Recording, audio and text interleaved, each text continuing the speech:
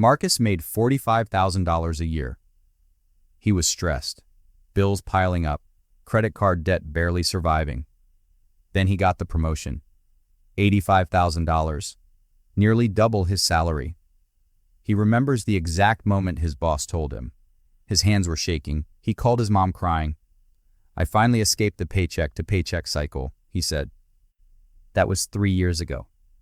Today, Marcus makes more money than his parents ever did. And somehow, he has less in his savings account than when he earned half as much.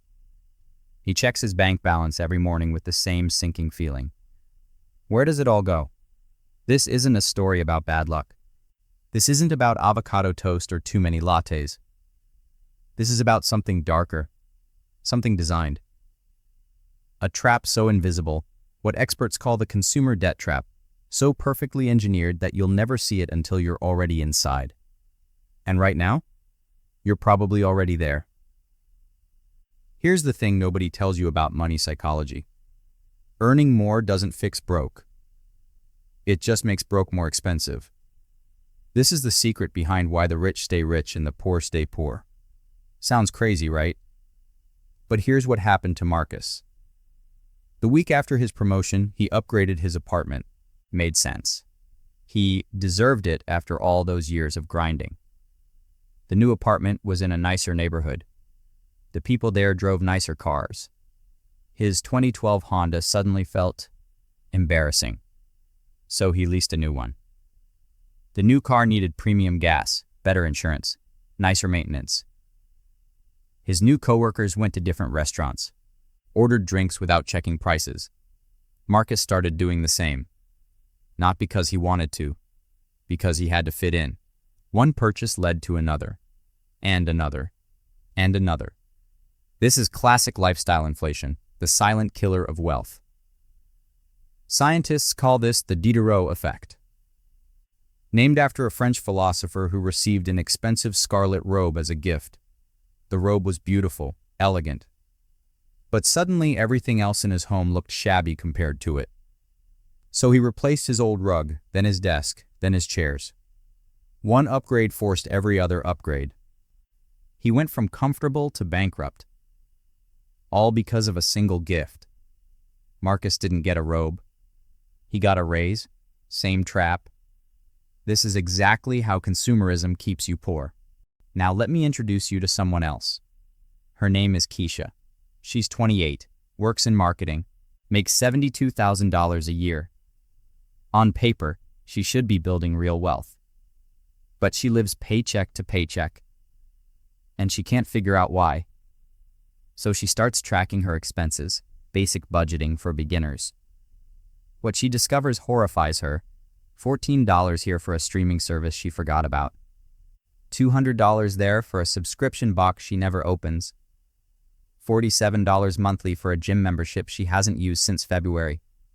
Small leaks, hundreds of them. Death by 1,000 tiny cuts. This is the psychology of spending working against her. But here's the darker truth Keisha discovered. These small purchases weren't accidents. They were engineered.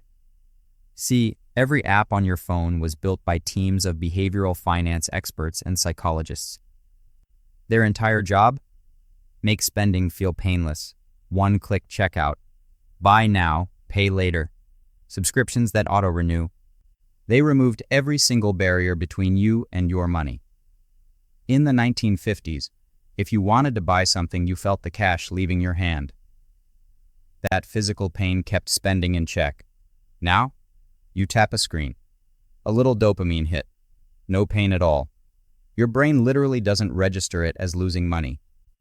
It registers it as winning. That's not an accident. That's a trillion-dollar industry exploiting money mindset vulnerabilities. This is exactly how credit cards keep you poor. And they're very, very good at their job. Let's go back to Marcus for a second. Remember his new apartment? The nicer neighborhood? There was something else there. Something poison. Neighbors. Not just any neighbors. Neighbors with boats, neighbors with Teslas, neighbors with pools. Suddenly, Marcus's raise didn't feel like an achievement. It felt like he was still behind. Still not enough. This is what sociologists call keeping up with the Joneses. Here's what behavioral economics researchers discovered. Your brain doesn't measure success in absolute terms. It measures success by comparison. You could be a millionaire. But if everyone around you is a billionaire, you'll feel broke. You'll feel like a failure. This is why lottery winners go broke. They get the money, but then they move into richer neighborhoods, make richer friends, enter richer circles, and suddenly the money that was supposed to give them financial freedom becomes a new prison. They need more, always more.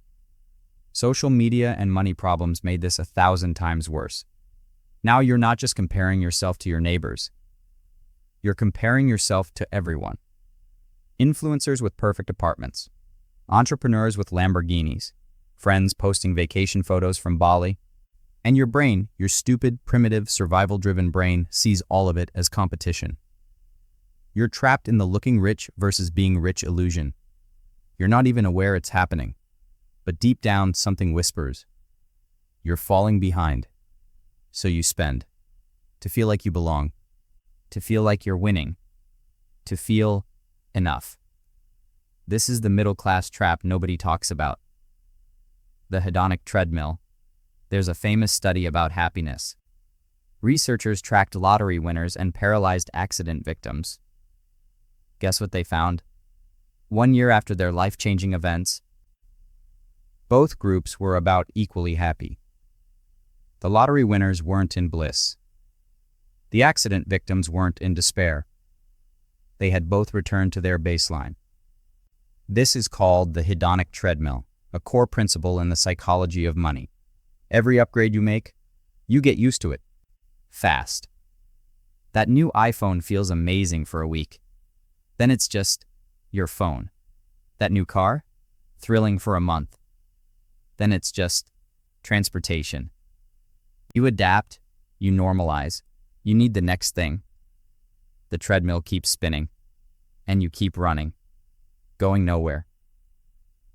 Marcus learned this the hard way. 3 years into his bigger salary, his upgraded life just felt normal. Not exciting, not rewarding, just normal. But the bills? Those got very real. He wasn't living large anymore. He was trapped in what Rich Dad Poor Dad author Robert Kiyosaki calls the rat race, working harder than ever just to maintain a lifestyle he didn't even enjoy. Here's a historical financial lesson nobody in power wants you to understand. The system needs you broke, not starving broke. Just stressed enough. This is how banks make money off you. Think about it. If you had a proper emergency fund and enough savings to walk away from your job tomorrow, would you tolerate the same things you tolerate now? The bad boss? The soul-crushing commute? The meetings that should have been emails? Probably not. But when you're one paycheck away from disaster, you'll take anything. You'll stay quiet. You'll comply. Debt is control. Financial stress is obedience. That's why every ad you see pushes you to spend. That's why credit is so easy to get. That's why saving money feels impossible. Because the game was never designed for you to achieve financial independence. It was designed for you to play. Forever. This is why most people will never be wealthy. The way out. So what happened to Marcus? He hit bottom on a random Tuesday. His card declined at a grocery store. $47 in his account, making $85,000 a year. He sat in his leased car in his expensive apartment's parking lot and cried. That's when he finally understood the difference between wealth versus income. The problem was never how much he made. The problem was the story he believed. The story that more stuff equals more happiness. That looking rich is the same as being rich. That he needed to keep up with anyone at all. He canceled the subscriptions, sold the car, moved somewhere smaller, started practicing frugal living. He read about the millionaire next door, ordinary people who built generational wealth by living below their means. He learned about compound interest and started investing for beginners. And for the first time in years, he had money left at the end of the month. Not because he earned more, because he needed less. He finally understood how to escape the rat race. He started his journey toward becoming debt-free. The average American household makes more money than 93% of the world. We have more cars, more gadgets, more square footage than any generation in human history. And yet, we're drowning in consumer debt, anxious about bills, working ourselves to death for stuff we don't even want, ignoring every personal finance lesson history has taught us. So here's the question that should keep you up at night. If you doubled your income tomorrow, truly doubled it, would you finally feel like enough? Or would the lifestyle creep just find a more expensive way to keep you exactly where you are? The spending trap doesn't care how much you make. It only cares that you never stop. If this helped, subscribe. We talk about money truths nobody teaches you.